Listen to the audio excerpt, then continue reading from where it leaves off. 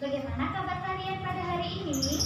Usama berharap semoga kalian semua selalu dalam keadaan sehat, baik, dan jangan lupa tetap semangat ya. Meskipun kita belum bisa bertatap muka secara langsung, tetapi hal tersebut tidak menyurutkan semangat kita untuk tetap belajar, belajar, dan belajar. Baik anak-anakku, sebelum kita memulai pelajaran pada hari ini, alangkah lebih baiknya kita berdoa terlebih dahulu. Berdoa dimulai. Berdoa selesai. Anak-anakku, hari ini kita akan belajar tema 1, subtema 2, hewan sahabatku. Muatan IPA KD 3.1 dan 4.1. Perkembangbiakan hewan. Hewan berkembang biak untuk melestarikan jenisnya. Ada 3 cara perkembangbiakan pada hewan. Yang pertama, bertelur atau ovipar, dan yang kedua, melahirkan atau vivipar, dan yang ketiga, bertelur kemudian melahirkan atau ovovivipar.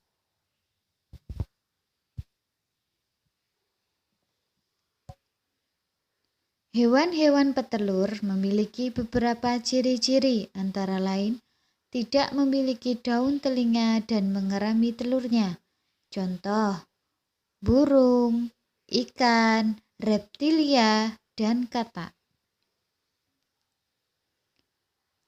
Hewan-hewan yang melahirkan memiliki beberapa ciri-ciri, yaitu memiliki daun telinga dan tubuh ditutupi rambut. Contoh, kelinci, sapi, kucing, kambing, lumba-lumba, dan landak. Perkembangbiakan hewan dengan cara bertelur dan melahirkan disebut juga ovovivipar. Hewan-hewan yang bertelur dan melahirkan tidak memiliki ciri-ciri khusus. Contoh, ikan hiu, kuda laut, dan platypus. Perkembangbiakan hewan vivipar atau dengan cara melahirkan. Embrio tumbuh di dalam tubuh atau rahim induknya. Ovipar berkembang dengan cara bertelur. Embrio atau cairan individu baru tumbuh di dalam telur. Ovovivipar. Perkembangbiakan dengan cara bertelur kemudian melahirkan. Embrio tumbuh di dalam telur yang disimpan di dalam tubuh induknya. Setelah menetas, individu baru akan dikeluarkan dari tubuh induknya dengan cara melahirkan. Muatan IPS KD 3.1 dan 4.1. Pengaruh kondisi geografis terhadap pertumbuhan ekonomi negara-negara di Asia Tenggara. Kegiatan ekonomi suatu masyarakat biasanya dipengaruhi oleh kondisi geografis lingkungan sekitar. Masyarakat biasanya menyesuaikan mata pencaharian dengan alam sekitar. Oleh karena itu, kegiatan ekonomi masyarakat di suatu daerah dapat berbeda dengan daerah lain. Kawasan berikut terletak di negara Thailand. Menurutmu, kegiatan ekonomi apa saja yang dapat dilakukan negara tersebut? Nah, silahkan dipelajari di rumah ya anak-anak. Kira-kira dari gambar tersebut, kegiatan ekonomi saja yang dapat dilakukan. Silahkan dianalisis dan selamat mengerjakan. Kemudian perhatikan contoh berikut. Berikut adalah gambar minyak bumi dan gas alam, di mana gas alam merupakan sumber pendapatan terbesar di Brunei Darussalam. Kegiatan ekonomi di negara-negara Asia Tenggara. Negara-negara di Asia Tenggara memiliki potensi ekonomi yang beragam sesuai dengan kondisi geografisnya. Mayoritas kegiatan ekonomi masyarakat Indonesia bergerak di bidang pertanian dengan komoditas utama seperti padi, kelapa sawit, tebu, kopi, kakao, teh, karet, dan tembakau. Perekonomian Singapura lebih maju dibandingkan negara-negara lain di Asia Tenggara.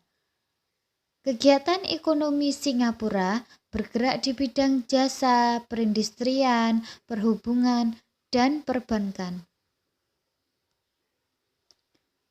Muatan Bahasa Indonesia KD 3.1 dan 4.1. Ide pokok dalam teks laporan. Ide pokok adalah gagasan atau masalah utama yang dibahas dalam sebuah paragraf. Ide pokok pada umumnya terdapat di dalam kalimat utama. Saat mendengarkan laporan secara lisan, dengarkan dengan sesama agar kamu dapat menemukan ide pokok dan isi laporan dengan jelas. Membuat peta pikiran berdasarkan ide pokok laporan. Langkah-langkah membuat peta pikiran berdasarkan ide pokok laporan adalah sebagai berikut. Yang pertama, membaca laporan dengan sesama. Yang kedua, mencatat setiap kata kunci yang terdapat dalam laporan. Dan yang ketiga, membuat daftar ide pokok setiap paragraf.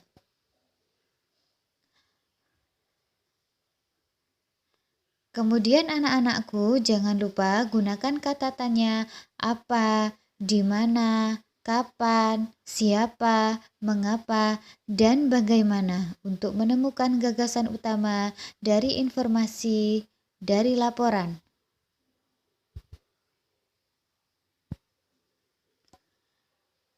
Menemukan fakta dan ide pokok dalam teks laporan.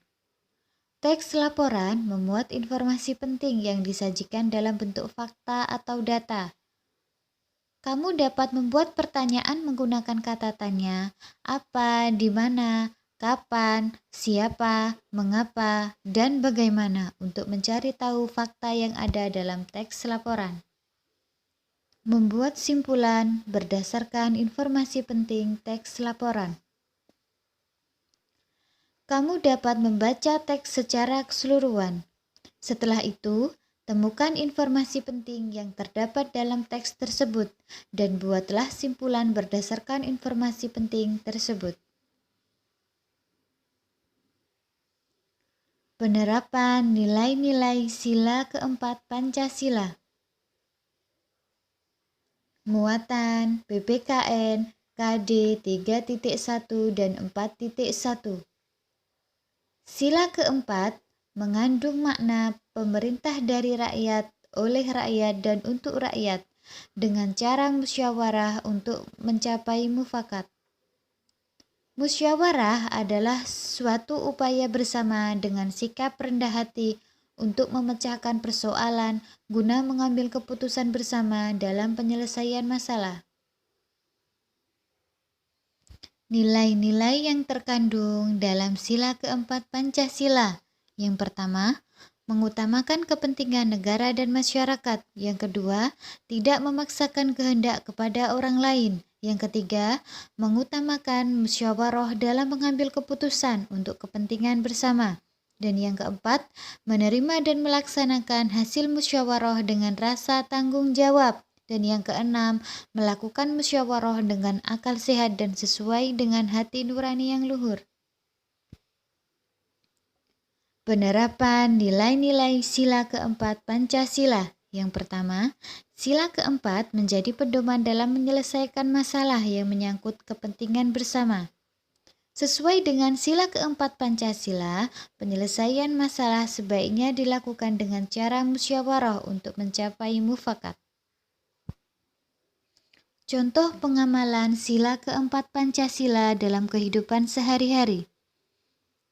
Yang pertama, melakukan musyawarah untuk menentukan jadwal ronda di lingkungan.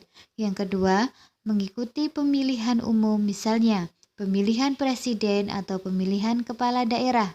Yang ketiga, mengikuti pemilihan ketua kelas dengan tertib. Dan yang keempat, tidak memaksakan kehendak dalam suatu musyawarah yang diikuti. Penerapan sila kelima Pancasila dalam kehidupan sehari-hari. Sila kelima Pancasila bermakna tujuan bangsa Indonesia adalah tercapainya masyarakat Indonesia yang adil dan makmur secara lahir dan batin. Keadilan merupakan salah satu tujuan negara Indonesia sebagai negara hukum. Penegakan keadilan akan membuat kehidupan masyarakat Indonesia menjadi aman, tentram, dan sejahtera. Pengamalan sila kelima Pancasila sebagai berikut. Yang pertama, bersikap adil. Yang kedua, menjaga keseimbangan antara hak dan kewajiban.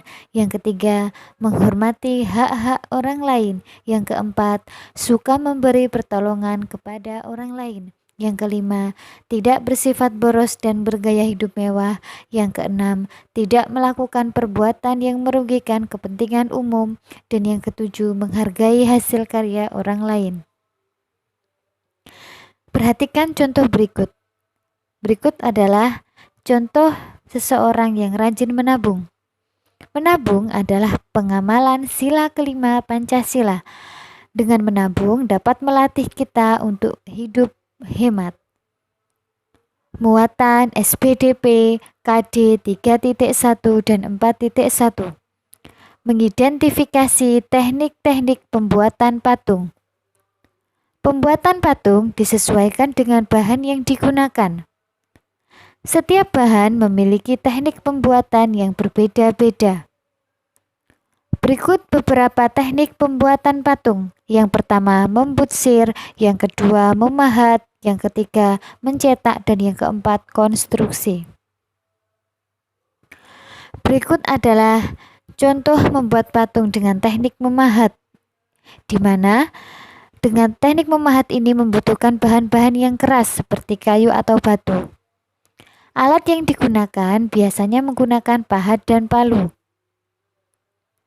Merancang pembuatan patung. Ada beberapa tahap dalam membuat rancangan patung. Yang pertama, membuat sketsa. Yang kedua, memilih alat dan bahan yang sesuai. Dan yang ketiga, memilih teknik pembuatan yang sesuai. Anak-anakku yang Ustazah sayangi, sudah paham kan kegiatan belajar pada hari ini? Baiklah, demikian kegiatan belajar pada hari ini. Semoga bermanfaat. Jangan lupa ya untuk terus belajar, sholat 5 waktu, dan jangan lupa selalu berdoa. Assalamualaikum warahmatullahi wabarakatuh.